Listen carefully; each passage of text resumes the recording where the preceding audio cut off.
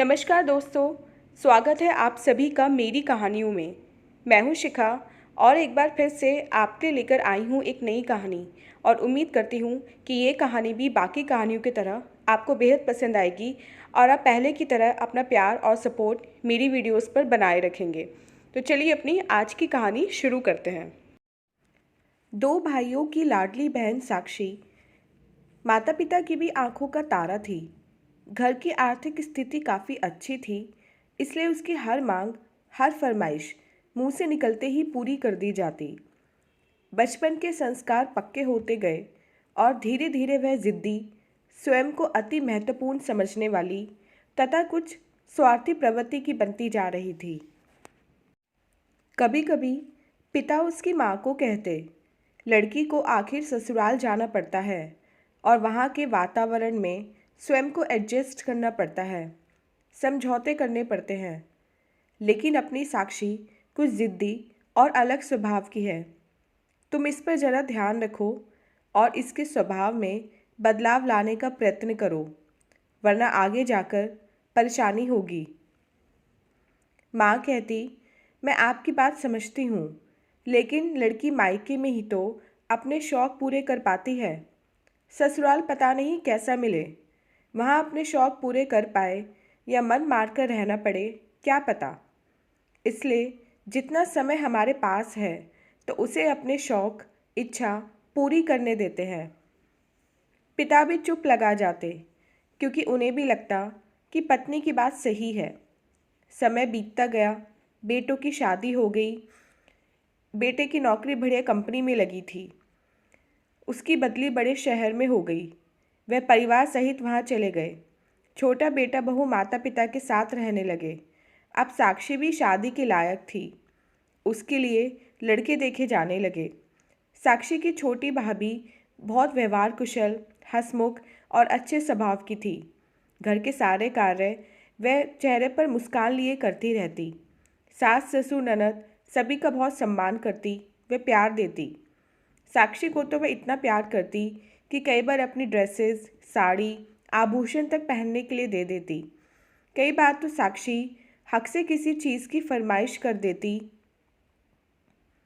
भाभी मुझे आपकी ये वाली साड़ी पहननी है, यह वाले आभूषण पहनने हैं। जब वह तैयार होकर आती तो सरल स्वभाव वाली भाभी कहती, साक्षी तुम इस साड़ी में बहुत सुंदर लग रही हो। माँ बहुत खुश होती कि भाभी ननद में बहुत अच्छा प्यार तालमेल है। शादी के बाद साक्षी को भी ससुराल में तालमेल बिठाने में कोई कठिनाई नहीं होगी। कुछ समय बाद ही साक्षी के लिए विवेक सबको पसंद आ गया, जो बैंक में मैनेजर था। साक्षी और विवेक ने भी एक दूसरे को पसंद कर लिया। कुछ औपचारिकताओं के बाद उनकी शादी हो गई। साक्षी के ससुराल में सास ससुर के अलावा विवेक तथा दो छोटी बहनें थीं, जो भी कॉलेज में पढ़ती थीं। दोनों नंदे साक्षी के इर्द गिर्द डोलती रहती।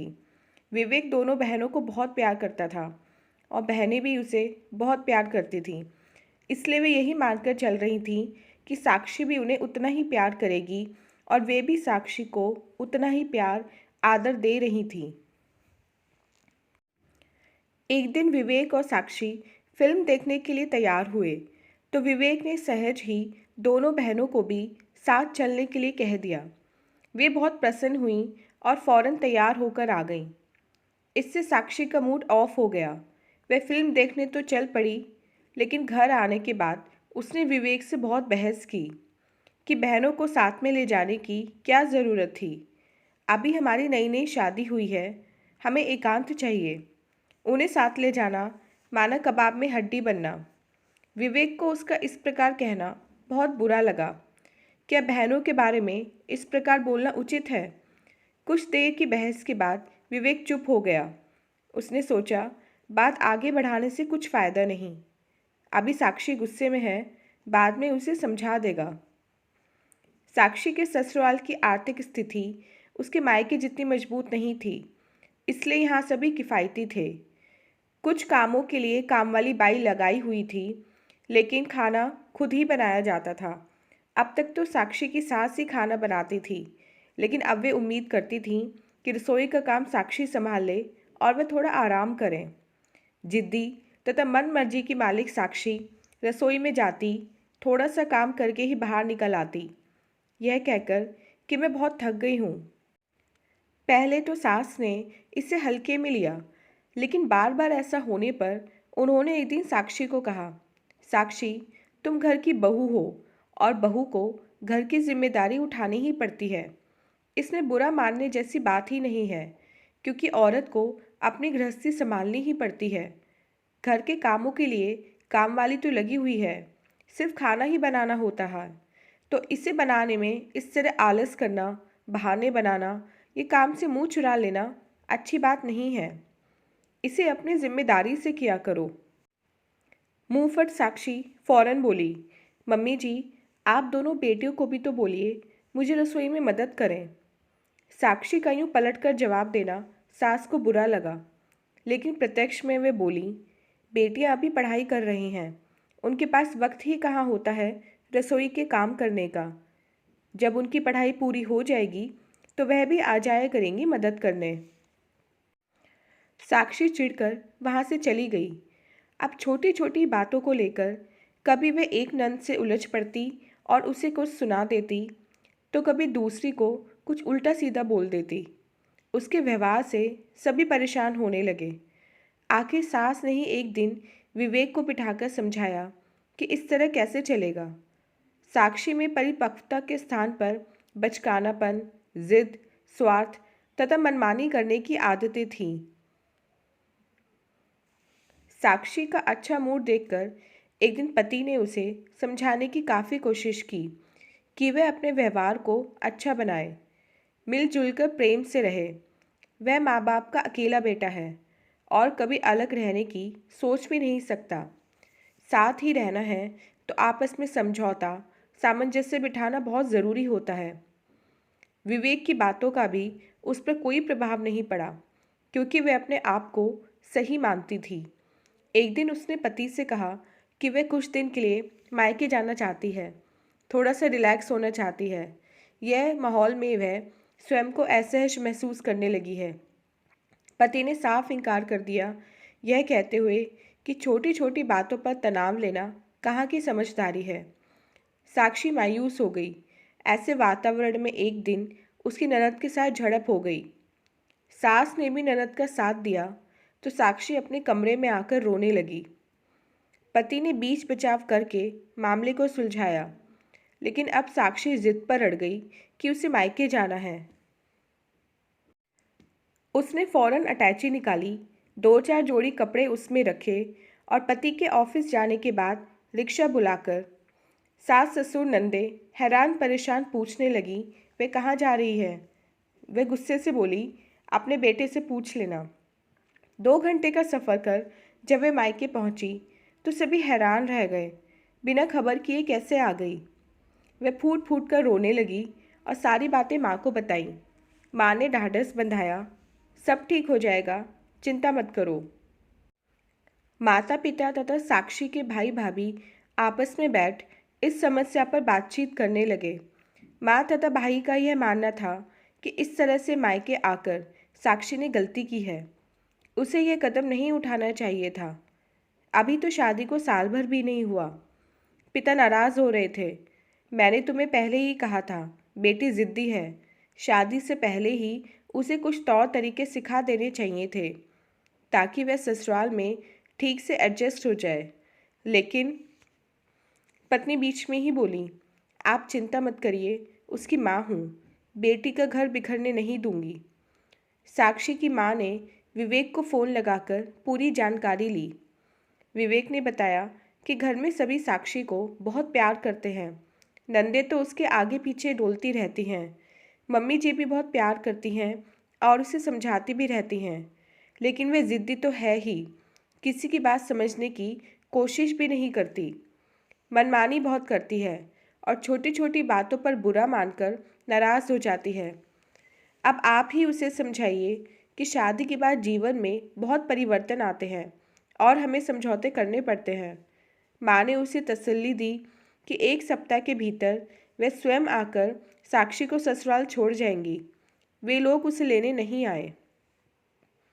अगले दिन साक्षी फ़ोन पर अपनी किसी सहेली से बातें कर रही थी। तभी उसकी भाभी आई और बोली, साक्षी, चलो मुझे खाना बनाने में हेल्प करा दो। साक्षी बोली, भाभी अब देख रहे हो मैं फ़ोन पर बात कर रही हूँ।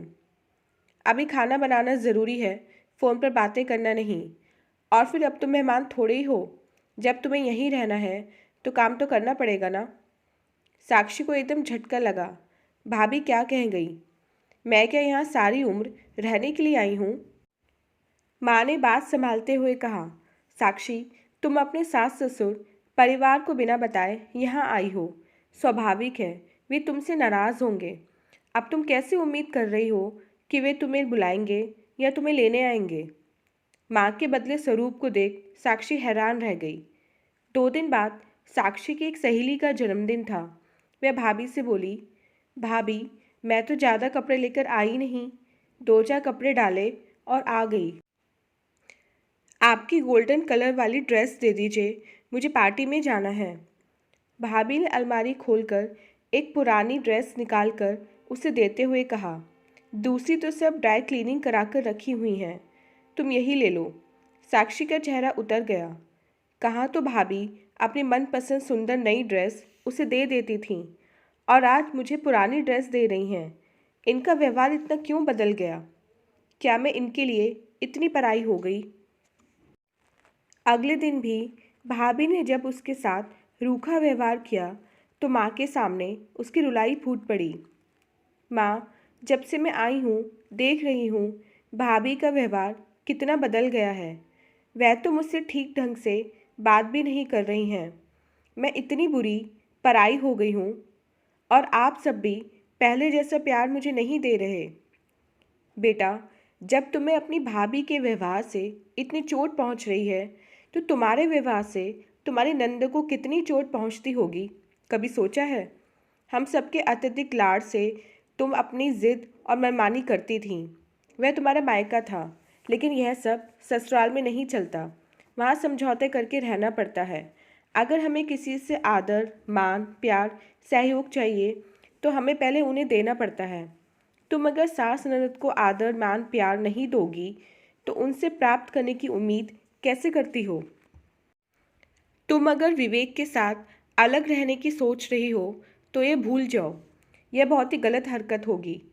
अगर तुम्हारे भाई भाभी हमें छोड़कर अलग हो जाए तो हम दोनों का क्या हाल होगा, कभी सोचा है? अभी तो उन्हें 2 बेटियों की शादी करनी है, ये विवेक की भी जिम्मेदारी है। जीवन में छोटी मोटी समस्याएं तो आती ही रहती हैं। छोटी छोटी बातों पर इस तरह से परिवार के सदस्यों से रूठना उचित नहीं है। वैवाहिक जीवन में समझौते तो करने ही पड़ते हैं। जिद और अहंकार से घर बर्बाद होते हैं। अगर अभी अपने किए की माफ़ी मांगकर समझदारी से सबके साथ मिलजुल कर रहोगी तो वे लोग भी तुम्हें हाथों हाथ लेंगे, तुम्हें माफ़ कर देंगे। अभी ज़्यादा देर नहीं हुई है। रात भर उसके मन में विचारों का द्वंद्व चलता रहा। माँ की बातों में उसे सच्चाई नजर आई। उसे याद आने लगा, विवेक ने तो उसे कभी भी डांटा तक नहीं है। जब भी वह कुछ गलत काम करती तो उसे प्यार से समझाता ही रहा, लेकिन वही अपनी मनमानी और जिद पर अड़ जाती थी। उसे अब अपनी गलती महसूस होने लगी थी। सवेरे उसने माँ से कह दिया कि वह ससुराल जाने के लिए तैयार है। अगले दिन ही उसका भाई उसे ससुराल छोड़ आया। वहाँ के परिवार के सदस्यों ने उसे हाथों हाथ लिया। सास ने उसे गले लगा लिया और दोनों नंदे भी उसके पास आकर बोली, भाभी, हम आपको बहुत मिस कर रहे थे। साक्षी ने जब सास से कहा, मम्मी जी मुझसे भूल हो गई, तो उन्होंने कहा, कोई बात नहीं, सबसे भूलें होती हैं, लेकिन उन्हें समझकर आगे से सतर्क रहा जाए, दोहराया ना जाए तो जीवन सहज बना रहता है। परिवार में फिर से खुशी की लहर दौड़ गई। तो दोस्तों, ये थी हमारी आज की कहानी।